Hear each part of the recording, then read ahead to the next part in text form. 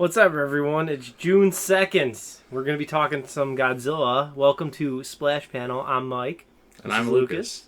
This is issue 5 for us. Getting closer to that anniversary issue. I don't think that's how that works. Of what? I don't really know. What would the anniversary issue be? Because I've seen comics be like, Wolverine joins us. That's it. Get him. We'll get Hugh Jackman on the podcast. I don't think that's going to happen. Maybe. We got Scooby-Doo here and the meatball, as always.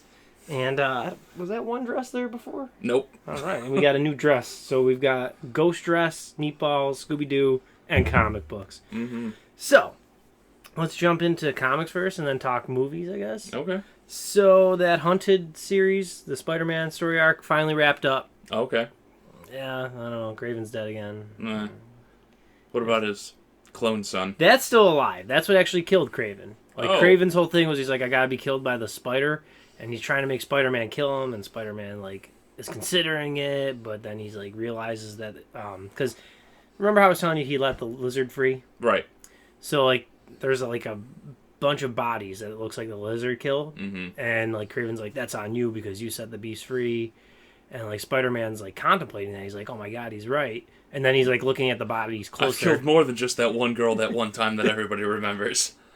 And he's looking at the bodies, and he's like, wait, these are single slash marks, meaning it was done with a knife or something. So then he realizes it was Craven, and he's like, I'm not going to stoop to your level. And then Craven's just like, oh, you beat me. You're right. And he sets everyone free, puts on the black suit, and Craven's son thinks it's Spider-Man, so they're fighting, and then he kills him, takes off the mask, and sees it's Craven. Oh, good lord! So it's it's an actual black suit. It's not like the Venom symbiote. Yeah, no, it's the actual black costume. Interesting. Yeah. So I don't know. I think next issue is probably when he'll fight the Sun, and then they're doing something special for the 25th anniversary of the Legacy numbering. Oh boy. Yeah. Whatever. I will get it and read it. Spider-Man's my favorite. Other things in comics, so I guess sticking with Spider-Man, is Absolute Carnage. Mm-hmm. Have you been seeing the previews for that? Yeah, I saw Deadpool's going to fight him at one point in time. Yo, God, this is going to be a 24, 25 issue thing with all the tie-ins. Yeah, I don't know what I want to do. You're going to have to buy either a lot of books or read them all online. Yeah, that's true. I'll definitely get the main thing, but then there's Venom tie-ins, Spider-Man tie-ins. Then there's Venom with Wings tie-ins, Wolverine tie-ins. He's gonna be in it. Of course he is. There's Scream, a symbiote that's from a story arc in the 90s. Mm-hmm. They're gonna give that a 3-issue run. There's just a lot of they're doing Absolute Carnage symbiote Spider-Man. Oh, I'm okay, what is that? I guess I'll get it. I noticed that Carnage has a spiral thing on his forehead. Yeah, now. so is that the mark from Crawl or whatever it is? Yeah. Was it Crawl or Null? Null, that's it. Yeah. Yeah, I haven't been reading the Venom reboot since it came with the Legacy numbers. I'm wishing I did, mainly to understand story, but I guess collector value. There's because that's his first appearance somewhere in there. Right.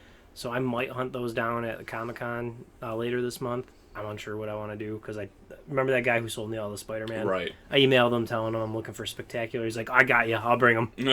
So for me to not go and buy those, I'd feel like a dick because he's lugging them across Ohio and Pennsylvania. Right. Here. Well, you just got to be the one that gets there first. Maybe.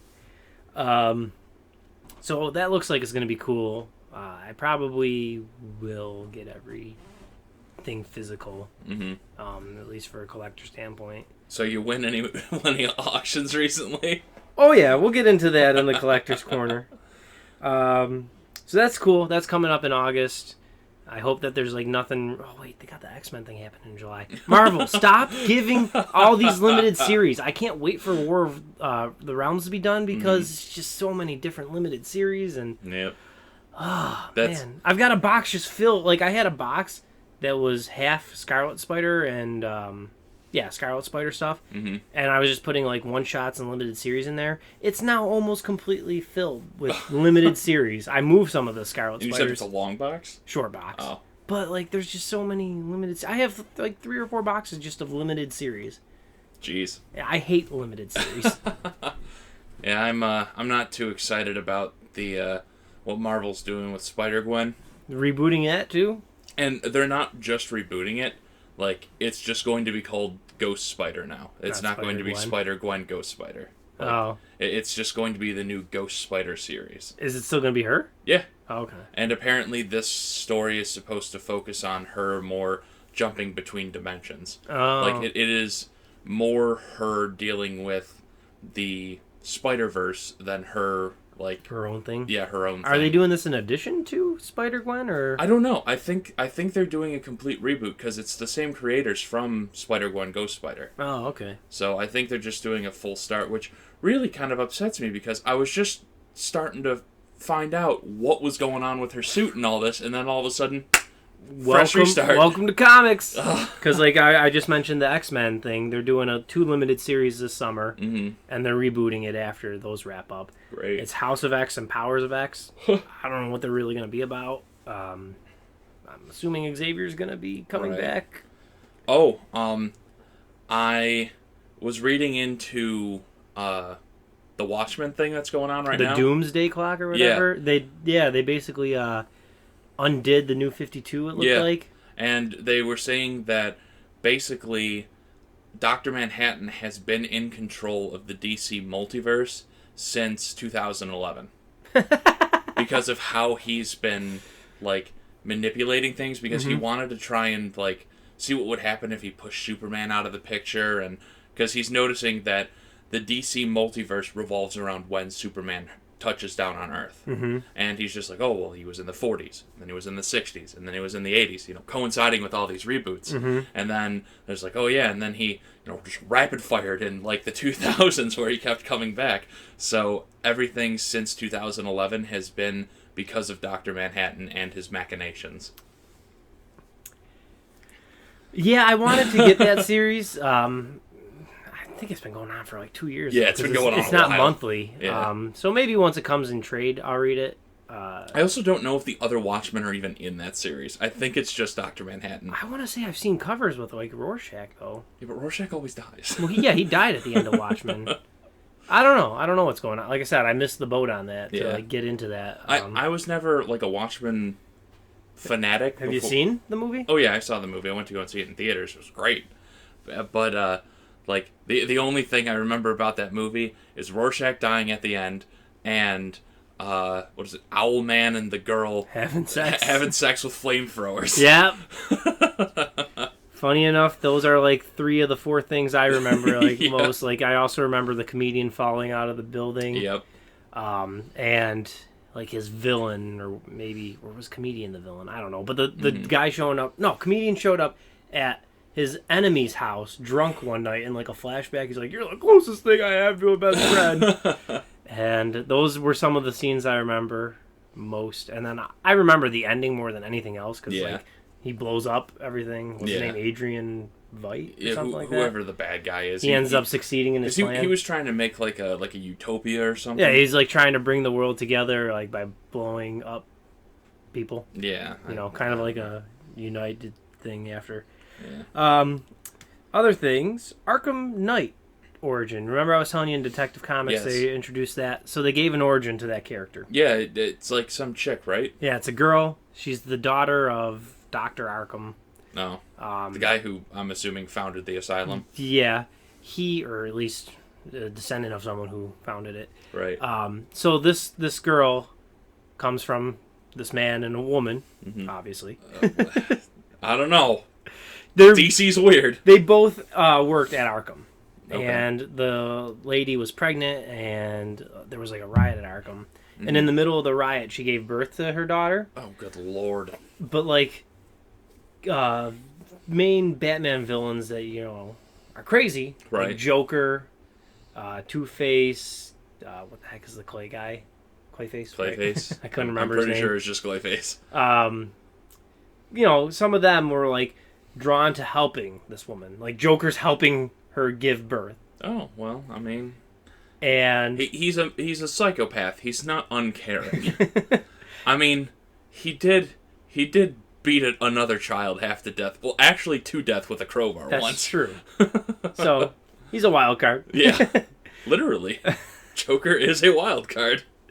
So they like help this woman give birth, and like Batman's at the riot you don't really see him in the flashback or anything. Because there was like a transfer or something, and he's putting down the riot. There's a stray batarang that one of the other transfers throws, kills the woman after she gives birth.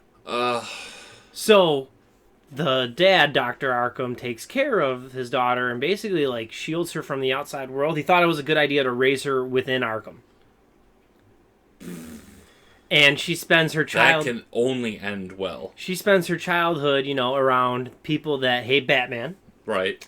And she like reviews footage and sees the Batarang kill her mother. And she assumes it's from Batman. Right. So like spends her whole life listening to, all these Batman villains, trying to telling her that Batman's bad. So that's kind of her origin. So that was cool. So is she a bad guy? Yeah, maybe. I don't know. She's definitely not a Batman ally. Because I know she's in like a mech suit. Yeah. Yeah, it's like an Iron Man type thing. I don't really know what her plan is besides that Eclipse thing. And I don't know if her intentions are like evil or just I want to get rid of Batman because kill my mom kind of thing. They desperately need like some sort of righteous good character in Gotham real bad. They need like I don't know, Wonder Woman to show up with an archangel or something and just start purging the bad shit from that city.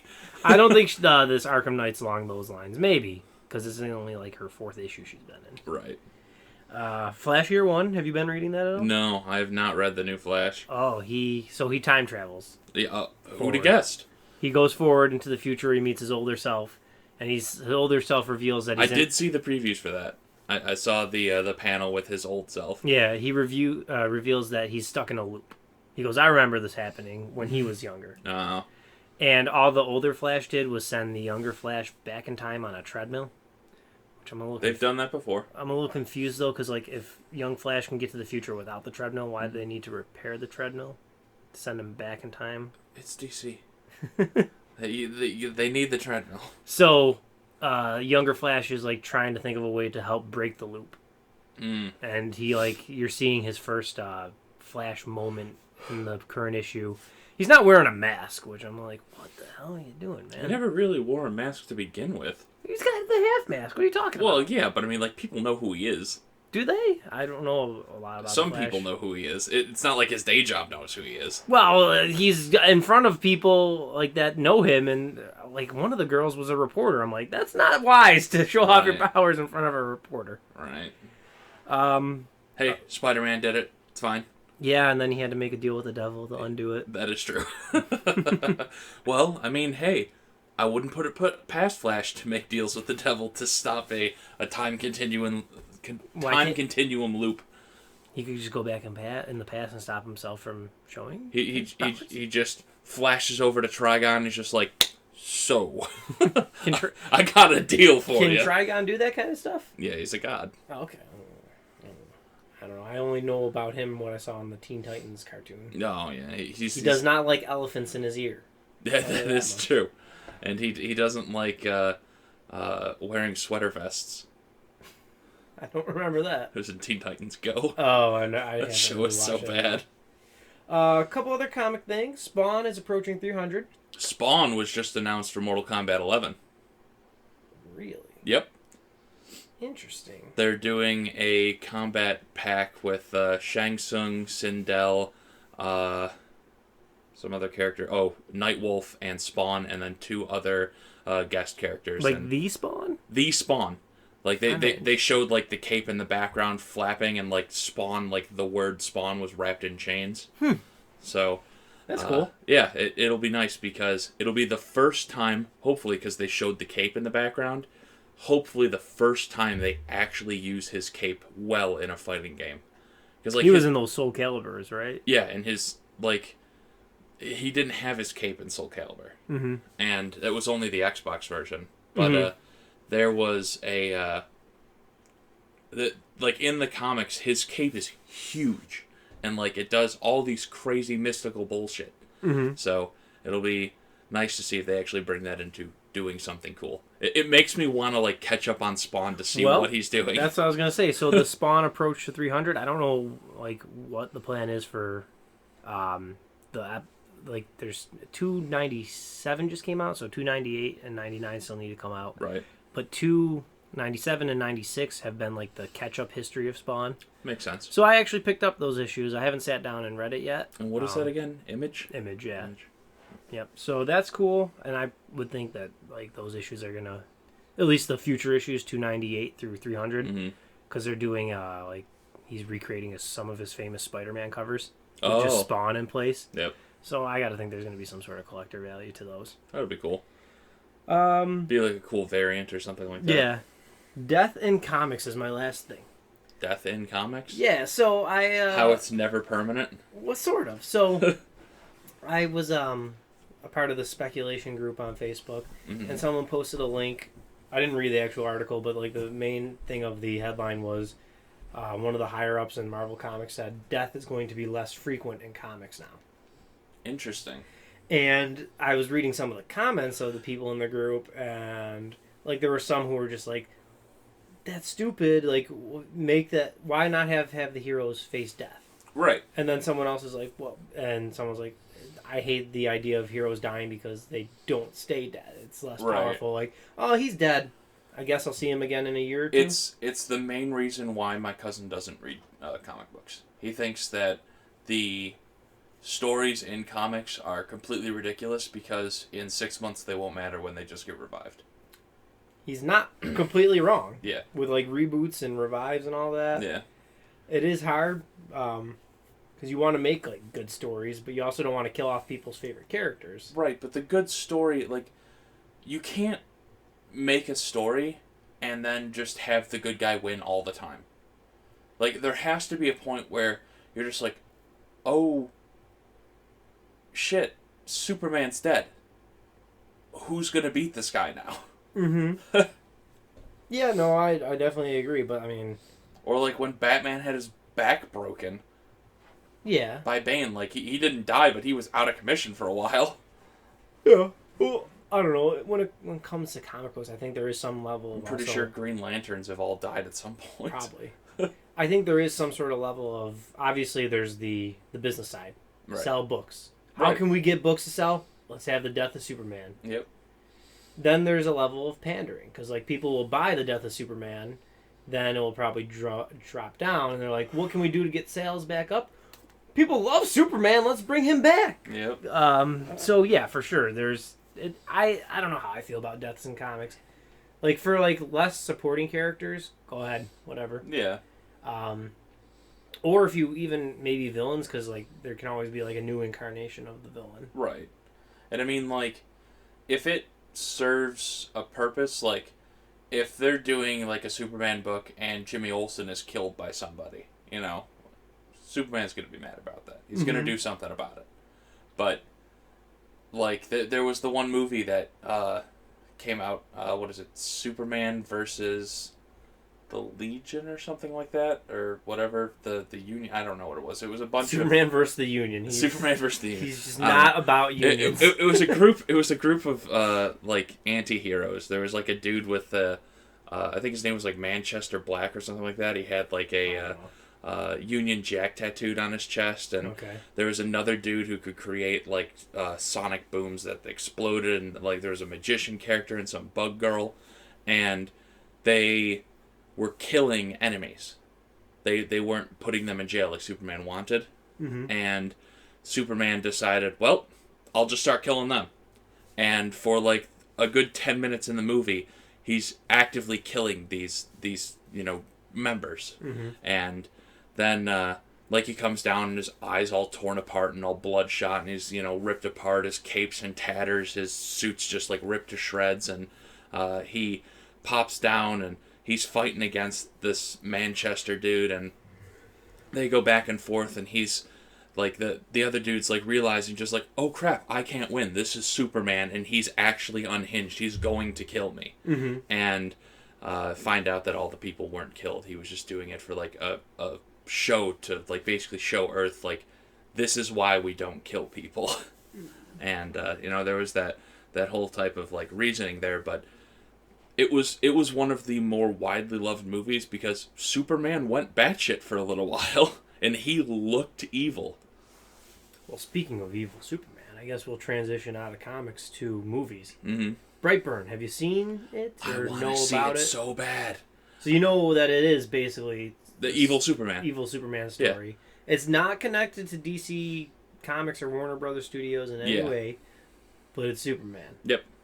I have not seen it yet. He's in Kansas, has, mother and father and all that. I probably will. I know the whole story of it, so I won't ruin it for anybody, but it's one of those things, like, it's a horror movie, but it's not, like, I would say from how they explain it, it's more of a suspense movie. Mm-hmm. Like, he does horrible things, but it's just like, when is he going to do the horrible things? Because he's just a little kid. Mm-hmm. And it's one of those movies I really want to see. I'll probably see it once it's in theaters, just because there's so much other stuff in theaters that I want to see. I still have to see Detective Pikachu. I might see that today. I'm not sure. I got a free thing on my phone, I think. A free ticket. Oh. Yeah. But so there's been more people like online I've seen have liked the movie. Mm-hmm. But there is a contingent who's just like, DC should sue. What are they doing? Yeah. So like, not even though that I'm kind of torn on that too, because I guess there's a post-credit thing or some sort of tease somewhere in the movie towards evil Wonder Woman. Yes. And evil Aquaman. Yep. So how are they, like, really, like, how is DC okay with this? And especially where if they do succeed in doing this, they're going to make a better movie universe than DC's movie universe. Well, the thing is, maybe they talked with DC beforehand and they're just like, hey, we're going to do this. And, like, I don't know if they have, like, rights to make something that's very similar like that. Because I know people have issues with when you kind of get near, like, stealing the identity of something. Mm-hmm. But, I mean, if they're just going to have a young kid that's, killing people as a psychopath or whatever, and some dude from the sea that comes up and kills people, and, some chick from an island that comes and kills people, I can see there being, like, an evil super team. Mm-hmm. But then you get into who's going to stop them. And then, if these movies are well received, maybe DC will license them and they'll do like a crossover or do a comic deal with them or something like that. It could just be one of those things that's where it's like, you pay homage to the creator and then the creator notices you. Maybe. It could be a smart way if DC did do something like that. I mean, they've done evil Superman before. He has a goatee. It's really weird. It's like Ultraman or something. Yeah, Ultraman. Like they maybe would be best to like let this develop and see what happens, and then be like, because they could do something Marvel can't really do. Mm-hmm. Let's have our universes cross. Let's have the Justice League versus this evil thing. Well, I mean, in the Justice League fights people all the time. They did stuff with Power Rangers, did stuff with He-Man, did stuff with Conan. So far, like, DC is definitely more receptive to inner crossovers than Marvel. I was reading a little bit about it. And DC also does, like, a lot grittier stuff, so I could see them doing, like, a dark universe where, Superboy starts killing people. Maybe, yeah. I was reading, though, about, like, inner crossovers, whatever. Intercompany crossovers. And, like, Marvel wants no part in it because they said it'd be more... they can make more money just selling their own books. Right. Like, because they'll have to split profits with whatever company. Right. So, yeah, I kind of figured, too, when Disney bought them way back. I'm like, we're never going to see anything like that again for a while. But now you have Disney, Star Wars, Marvel all under the same company. I'm surprised I haven't seen stuff like that yet. Like, there's nothing that says, we're not going to see a Frozen series or a, Kylo Ren series from when he was young and training under Luke or something like that. Like, I could totally see those things happening. Yeah, no, I'm just surprised. Because now they have the publishing ability. Yeah, Marvel puts out, like, 4 or 5 Star Wars books a week. Exactly. But I'm surprised, like, we haven't seen, like, a cartoon version of, like, Star Wars meets Marvel. I mean, in, what was it, Wreck-It Ralph 2, they showed off everybody. They had Iron Man, and they had the But those are just cameos. Like, Right. I'm talking like, could you imagine like an actual like TIE fighters and stuff. like an actual series or movie or something where like Palpatine's trying to gather the stones? Could you imagine? That would be amazing. That would be a great series. They can recreate the end of Endgame. He's just like, I am the Senate, and then Vader could be like, I am your father. I would absolutely love to see a like a Palpatine, like an infinite Palpatine, and where he's like working with Lady Death or something like that, or they have like, you know, some sort of like he uses the Reality Stone or the Soul Stone to bring back all the Force ghosts. Yeah, I mean, like sometimes some of the stuff that I see Marvel publish, like the Kid Spider-Man and Fantastic Four stories. Oh, they're doing another Future Foundation. Are they? Mm-hmm. Some chick with rainbows. I noticed that. Okay. She like turns into a rainbow. Yeah, stuff like and that. flies. When Marvel publishes that, like, okay, I realize you're trying to get younger kids in, but you could also do something completely silly, like what we're talking about, a Star Wars Marvel crossover. Make it like a 12-issue series. Yeah. And people would be like, people would love it. Love it. They'd be buying it, even if it doesn't have to affect the continuities of either thing. It'd right. be like a right. what It could if. be its own. It could be a what if. It could be its own multiverse. They have, you know, billions of those.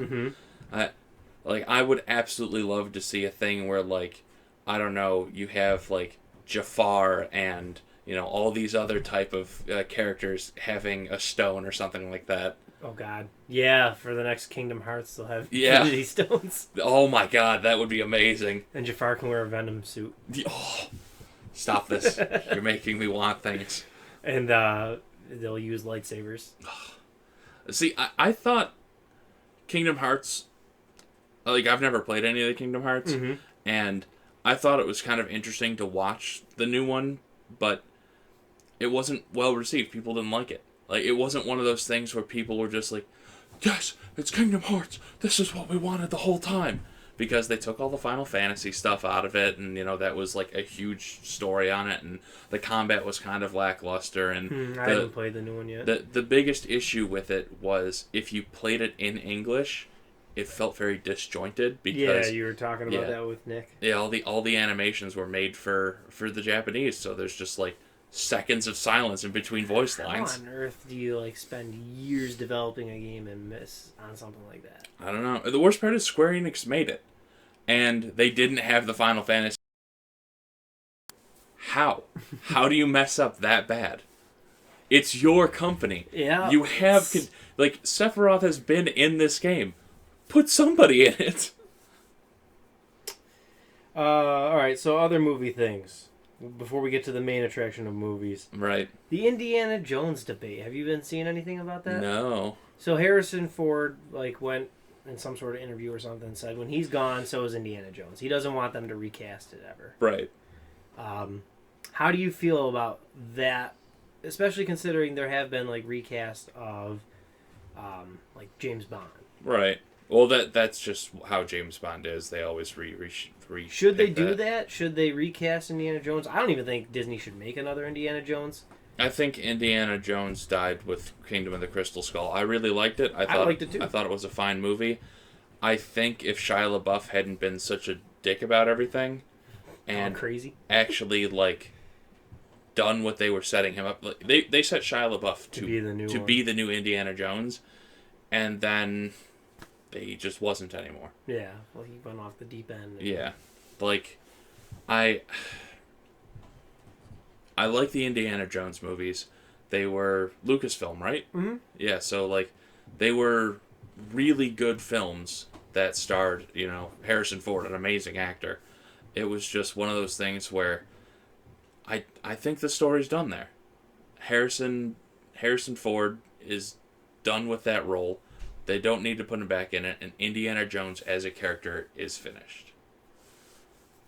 I agree. I would watch another Indiana Jones if it came out, but I wouldn't watch a Disney Indiana Jones. Well, that's what it's gonna be. Yeah, because they own Lucasfilm. But what would it even be about if you're not gonna recast him?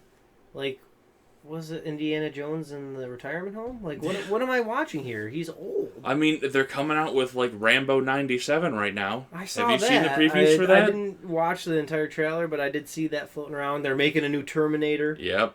That looks awful. Sarah Connor's back. This is...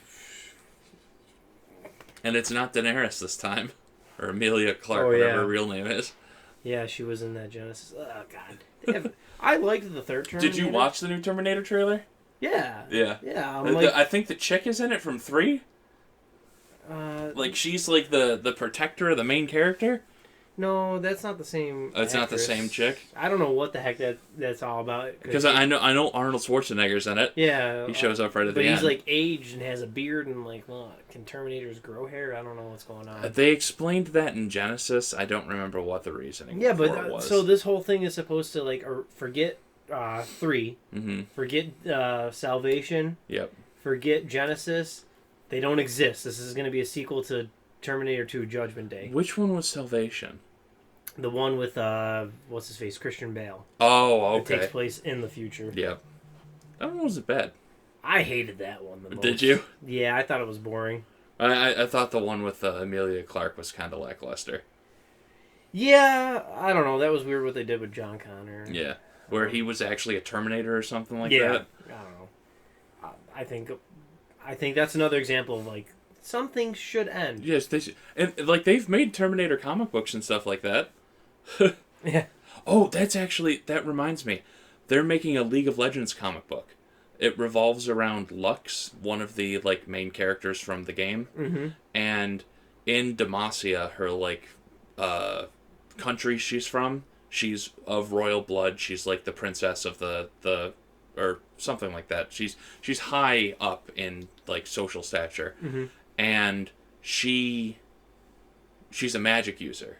And Demacians hate magic. They jail people that use magic. And she needs to realize, is she just going to be a noble, or is she going to use her magic? And, like, in the game, she uses her magic. She's, very strong character. And I guess the series is supposed to follow her learning where she wants to be in the world. Okay. So, is that going through, like, IDW, or do you know the publisher? I think it's Marvel. I don't honestly remember. Because I know it was a bigger company. Dark Horse, maybe? I'll look it up while you do whatever. Well, so, at this point, if you do not want Godzilla, King of the Monsters, spoiled, which, I mean, it's a Godzilla movie. And if you've seen anyone before, you know kind of what's going to happen. But stop here. Pick us back up maybe 10, 15 minutes when we're talking collection things and giving our final plugs. But we're going to talk Godzilla, King of the Monsters. I'm so excited for this. So, last chance. Get out of here if you haven't seen it or don't want it spoiled. All right, Godzilla, King of Monsters. Godzilla, King of the Monsters. So, I liked it probably like 10 times better than the 2014 one for many reasons. Yeah. It was First, quite good. In my opinion, I'll have to look it up. the humans were way more entertaining and better than the soldier from 2014. God. It was like the issue with the first movie was Godzilla didn't show up for the first hour and a half. Yes. And I'm sitting there, like, they start off the movie and, they're going into the tunnels or whatever after they do stuff with Mothra right in the beginning. What sucks about that movie, too, is, like, the 2014 movie, and I'm not saying that was a bad movie, but the most fascinating character was Bryan Cranston's character. Yeah. And he dies, halfway through the first act. So then... during, like, a nuclear meltdown or something? Oh, no, that was after when the fact. Moton hash or the whatever. Muto hash. Yep. He dies, and then from the moment he dies to when Godzilla finally appears, and actually, like, you start seeing some fights, it's just boring, and you're just following Kick-Ass / Quicksilver trying to get home to his sister wife. Do you know what his name is? Aaron something. Okay, I didn't even know that. And then what is she? Elizabeth Olsen. Right, she's an Olsen sister. Which apparently, quick side note about that, there's an article that's been floating around. I guess she spoiled Infinity War and Endgame years ago. Oh, and nobody noticed? Nobody noticed because maybe... Because nobody cares about Elizabeth Olsen? I watched some of the video, like, she wasn't really describing it in specific detail. She's just like, I'm like, whoa! She's describing the scene where she's trying to stop him from getting the Mind Stone. Oh. And she's like, but we all die, but it's okay because we come back. And, like, So she spoiled that, but like nobody really noticed because she wasn't saying it in a way that made sense to people. Right. And what was it? It seems like she can't be in a movie by herself without an Avenger with her, because the last 2 movies she's came out with has been with people that have been in the Avengers. Like what was the other thing she did? She did a movie with Jeremy Renner. And they were like, I think in the wilderness or something, and she did another movie with somebody else. I can't remember what it was. Was she in that Hansel and Gretel thing? Or no, that was just him. Yeah, it was just him. But yeah, I don't remember. I just know that she's always with like an Avenger recently. Yeah, I don't know. She's an alright actress. Yeah, I like her. But you gotta do. All right, back to Godzilla. Godzilla. So the people way more entertaining. Like I don't want to say I cared about their story. Like it was compelling to like see what happened. The only plot hole, well, there was multiple like weird things where they just did something to advance the story. Mm-hmm. Like there were moments in Godzilla where I'm just like, well, of course they're going to do X because it makes the story go forward. Mm-hmm. Like the fact that nobody was guarding the Echo device and the girl was able to just go in and steal, or Orca, and just go and steal it and leave. Like nobody was watching that. They didn't post a guard outside her door where they knew she couldn't get out of in the radio room. Didn't she crawl through the vents to get out? She crawled through the vents to get outside. Or was that after she got the Orca? I can't remember. It was after. Oh, okay. And, like, because she saw her mom crying and all that. Yeah, that's and, like, I'm just like, seriously, nobody's watching the super weapon? And, like, the big ship that they're all on, like, the big, like, how does that thing not constantly need refueling? Yeah. And it's like, it's doing all these, like, sick maneuvers and stuff, just burning fuel like crazy, and I'm just like, alright, I don't know, are they, like, burning Muto poop in there or something that just never burns?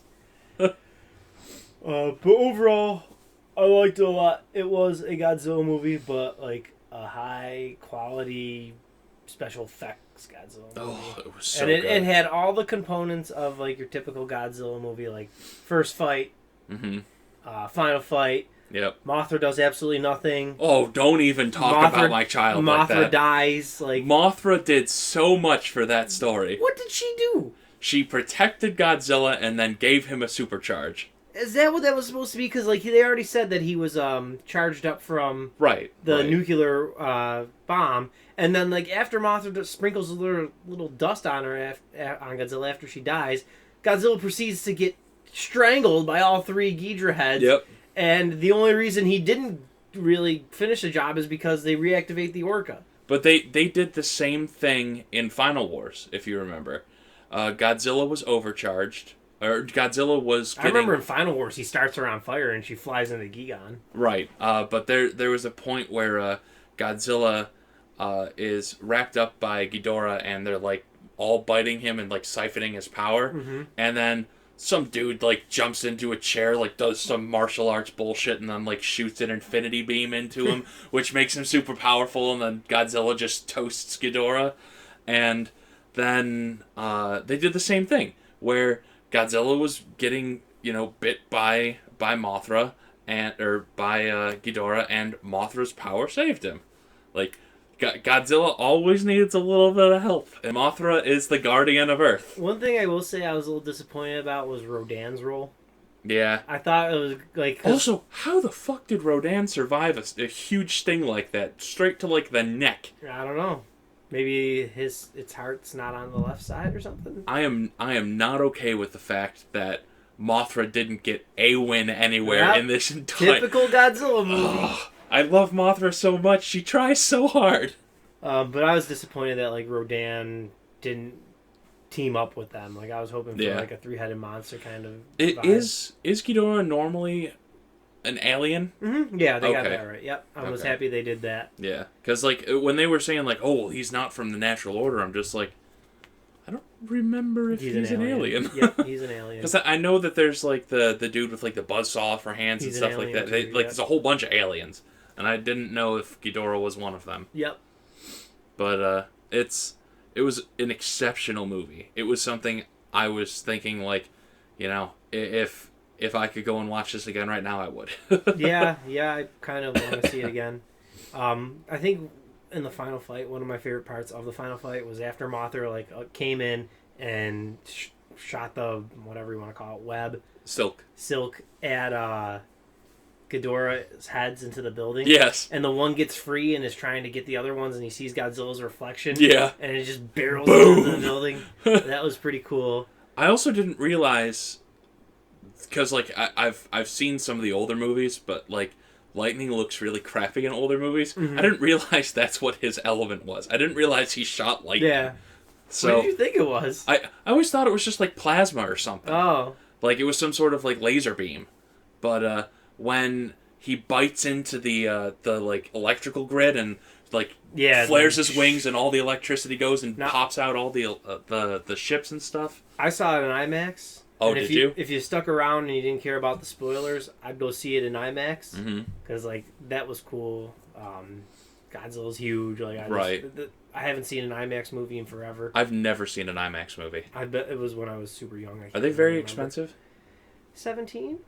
Oh, that's not bad. What's a normal ticket? 12. I paid $9.90 because I went to see it at a matinee. Oh, okay. Yeah, we went during the day, like 3:40 showing, so maybe it was still matinee hours. I don't know if they do that on the weekend. I would assume not. Right.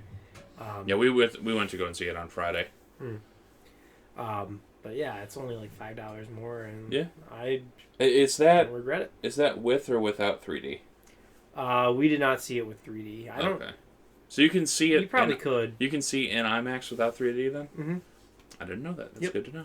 I'm thinking if I do see Endgame one more time, it would probably be an IMAX experience. Yeah. Do they have IMAX at the Regal in Niagara Falls? No, the only one around us is on Transit. Oh, okay. Yeah. That's not too bad. It's own separate building. Yeah. Which is expected. Those screens are understandably huge. Yes. All right, so Collector's Corner, I guess. We'll switch unless you got anything else to say about Godzilla. We want to talk about the thing at the end? So they've been... I mean, if you can operate Google. Yeah. Godzilla vs. King Kong's coming next year. Something like that, yeah. And they do a post-credit, which Lukas didn't stick around for. I didn't realize they would do one. They did. And I'm with my cousin, and he never wants to stay after. Oh. The only reason he stays after is in Marvel movies is because they have a tradition of doing something at the end of Marvel movies. So, at the end, you remember Godzilla bit off one of Ghidorah's heads? Yeah. Right before they set off the oxygen bomb? Yeah. So, some fisherman is bringing British eco-terrorist guy down the hallway, and he's talking about, like, oh, nothing's alive here, so you're like, okay, so this guy's in the area where the bomb went off. Yep. Takes him to this room. And that's near, like, Rodan and all that, right? Yeah. Or where the volcano was. Yeah. So he takes him to this hall, to, like, the storage place, and he opens the door, and there's the severed head that Godzilla bit off. It's gotta be enormous. It was big. Uh-huh. And the guy's like, we'll take it. Huh. So... my thought, and I've seen a couple people already think this along the same lines for Godzilla vs. King Kong. Mm-hmm. Because, like, how are they going to pick a winner? That's true. Logic says Godzilla should win. Yep. And I bet even most American audience, because, like, you know the fable or the myth about the first time they did this, Godzilla vs. King Kong? No. They made 2 alternate endings. No. And in America, King Kong wins. In Japan, Godzilla wins. That's cool. There's actually no alternate endings. Right. It was just a myth, and until the internet came around. Who won originally? I did watch it. I don't know. There didn't seem to be a winner. Like, they just kind of beat the shit out of each other. Yeah, they go over a cliff, and I want to say Godzilla swims off on his own, and King Kong like kind of goes back on land, if I remember correctly. I was kind of excited because like they're showing all the news articles and stuff like, and they're like, you know, all these monsters are heading towards Skull Island, and you know. Just like, oh shit, are they going to do like a multi-team battle versus a multi-team battle of monsters? Like Godzilla's group? Like, are they going to do a civil war with monsters? Maybe. Also, the spider, was that Kumonga?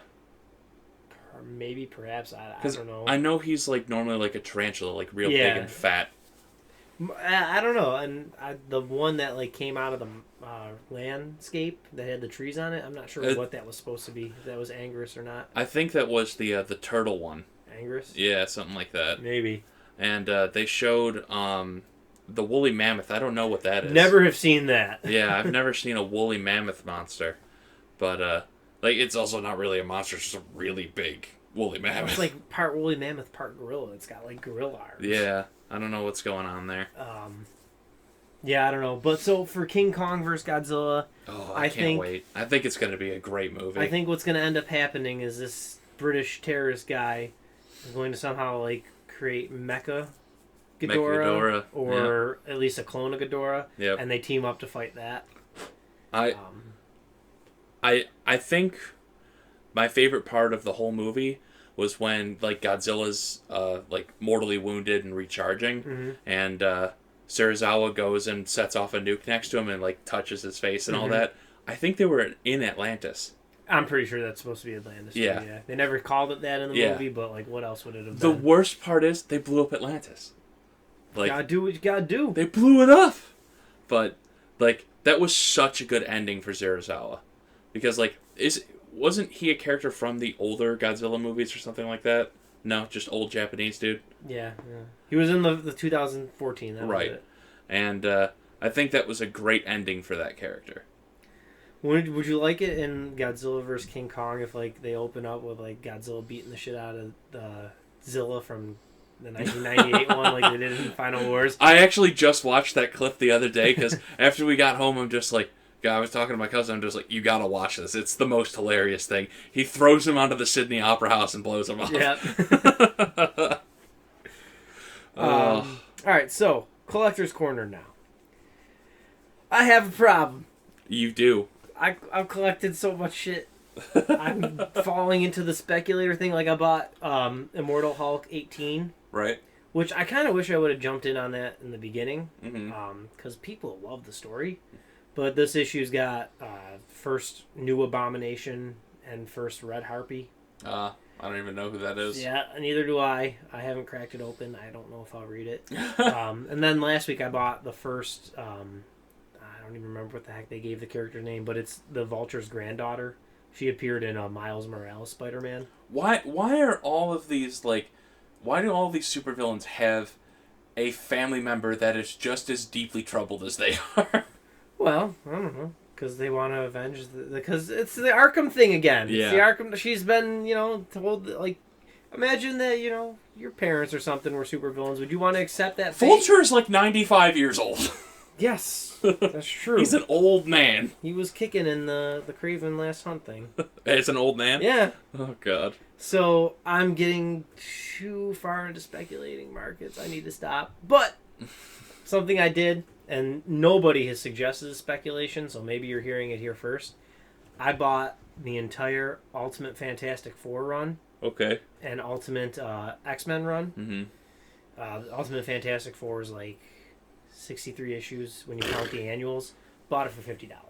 Really? So that's less than $1 per book. Yeah, that's probably cheaper than it was when it came out. Ultimate X-Men's like 100 books, including some annuals and stuff.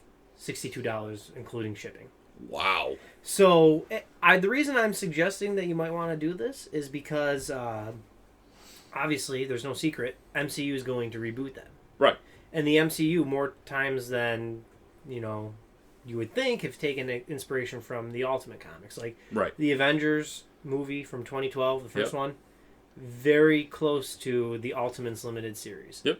And the Ultimate Avengers animated movie they made. Yep. And I still think that the Fat Thor was a joke on Ultimate Thor. Could be, yeah. And they tend to do more Ultimate Spider-Man type stuff.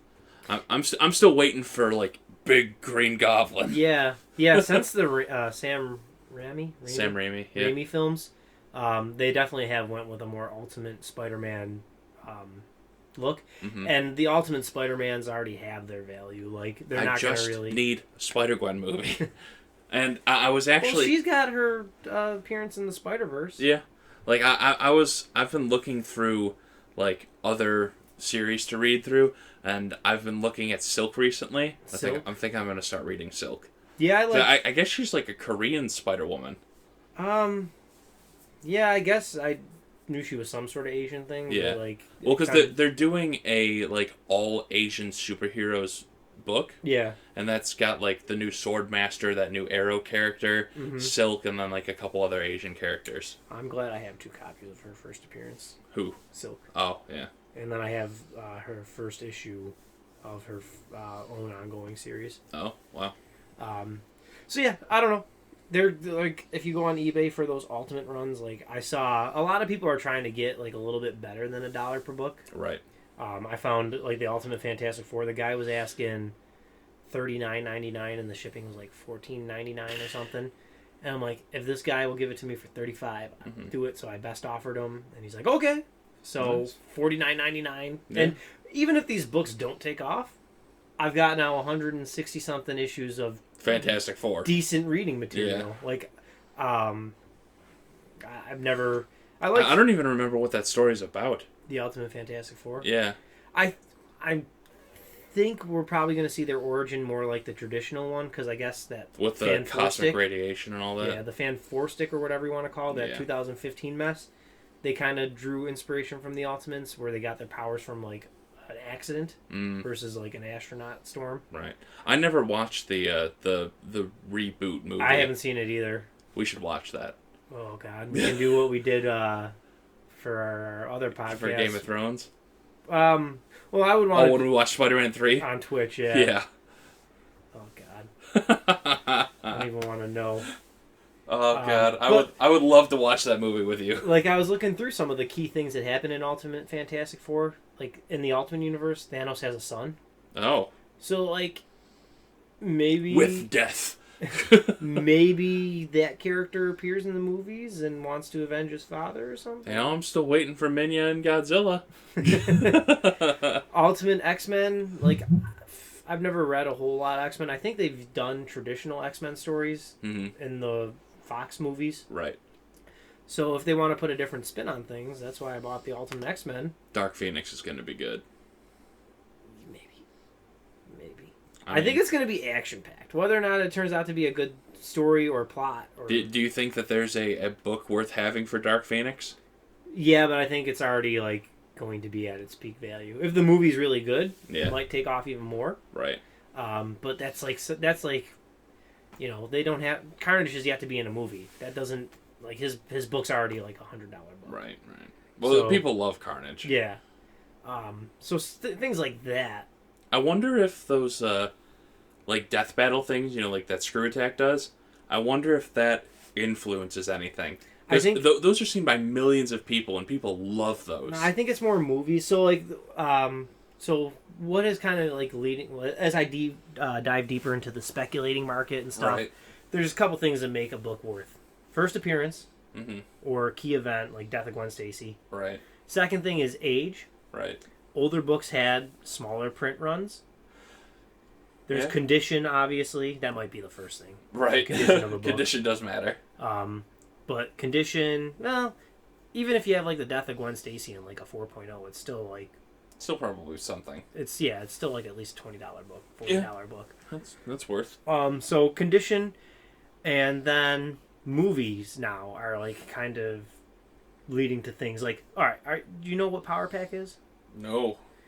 They're kid superheroes in Marvel. Okay. There's nothing that I've seen that makes me think they're going to make a movie, except people in these speculating groups and sites being like, yo, Power Pack, get it now. So they've kind of artificially drove up the price of Power Pack, where it is, like, now it's like a $20-$40 book or something, ungraded. It was a nothing story, like, 2 months ago, but now since Endgame's over and, like, everybody people are wants speculating, everyone wants it. There was... Did I tell you? I know I told you the story not on the podcast, that Iron Man Infinity Gauntlet thing from 2011. Yes. Again, like, that's not... Just because it happened in the movie, it made a book that's really, like, a $5 book into, like, in some cases, $70 book. So, speculation definitely drives modern books more than anything else. Right. So that's one of the things. So that's why I got out in front of this Ultimate Fantastic Four, X-Men. I might try and do Spider-Man, but I think those have already got their values because it's a popular character. They've already borrowed from that. Yeah. But yeah. I I think I'm gonna go back and catch up on the like side issues and stuff of this story that's going on right now in DC with Dark Justice League and all that, or Justice League Dark, because they reference the stuff that happened in Wonder Woman's book. So I think I'm just gonna go and find that. Yeah, I'm gonna go back now and read the Venom stuff before Absolute Carnage. Yeah, and that's also something too. Like when a story, like a new story takes place, that drives up old books. Right. Like I saw this random one-shot Carnage thing. Never thought much about it. I saw it again on eBay like a couple months later. It's up now because Absolute Carnage is coming out. Right. So those kind of affect it. I'm thinking of waiting for the Absolute Carnage thing to like die out and then try and buy those Venom issues. Right. Because like when I bought, see if the price goes back down to somewhere reasonable. Well, God, so when I got back into collecting again, Red Goblin was happening. Yep. And I overpaid for those books compared to what they're going for now. Ugh. And I'm like, God. It happens. And that's what happens too when you're buying uncertified books. Right. 'Cause they don't track uncertified things. Right. Whereas some of these other things track CGC books and fair market value. So like if I ever want to sell my Amazing Spider-Man 300, I can go see what it's at, and I won't take anything really less than that or close to right.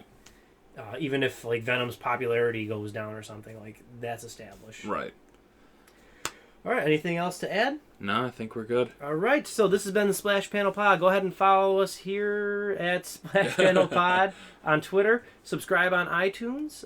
Subscribe at YouTube, where you can find both our special content and our episodes will be kept there. Yep. iTunes will come and go because we are building an audience before we keep start everything paying there. Things. So if you want to find back issues, go to YouTube. Everything will be backed up, and maybe I can like after we get more people, I can re-upload everything. Yeah, that's true. We So can do that. Right now, it's on a OneDrive somewhere.